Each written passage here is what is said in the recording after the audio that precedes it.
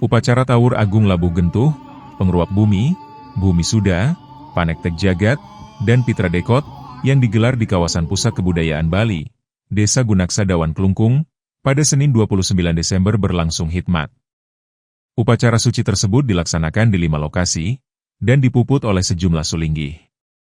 Yajemana Karye, Ida Ratu Sri Bagawan Putra Natha Nawawangsa Pemayu menjelaskan, upacara tersebut digelar sebagai dasar spiritual, karena kawasan tersebut akan dikembangkan menjadi pusat kebudayaan Bali yang baru.